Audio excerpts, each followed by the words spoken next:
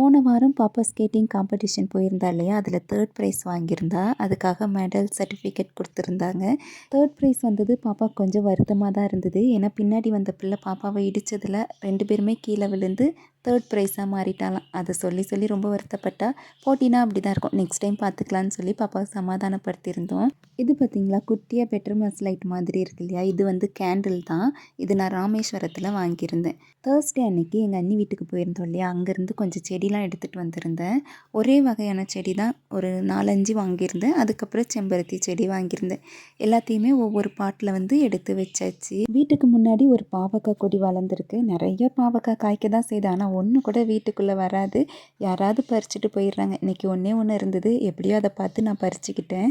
நேற்று சந்தையில் சால மீன் மட்டும் வாங்கியிருந்தேன் இல்லையா, அது சுத்தமாக நல்லாவே இல்லை. குழம்பு வச்சு பார்த்தா டேஸ்ட்டே இல்லை, ஐஸ் மீன் போல் இருக்குது. அதனால் இன்றைக்கி மனசு கேட்காம இன்றைக்கும் மீன் வாங்கிட்டு வந்திருந்தோம். இன்றைக்கி டிசைன் விலையிலேருந்து வாங்கிட்டு வந்திருந்தோம். இந்த மீன் ரொம்ப நல்லா இருந்தது. மீன் கழுவி ஃப்ரிட்ஜில் வச்சுட்டு தோட்டத்துக்கு கிளம்பி வந்துட்டோம். தோட்டத்தில் இன்றைக்கி கடலை போட போகிறோம். விதைக்காக கொஞ்சம் கடலை வாங்கியிருந்தோம். அதில் கொஞ்சம் வேஸ்ட்லாம் இருந்தது, அதெல்லாம் எடுத்துகிட்டு நல்ல கடலை மட்டும்தான் விதைச்சாங்க. இன்றைக்கி பாதி இடம் வரைக்கும் தான் வேலை முடிஞ்சுது.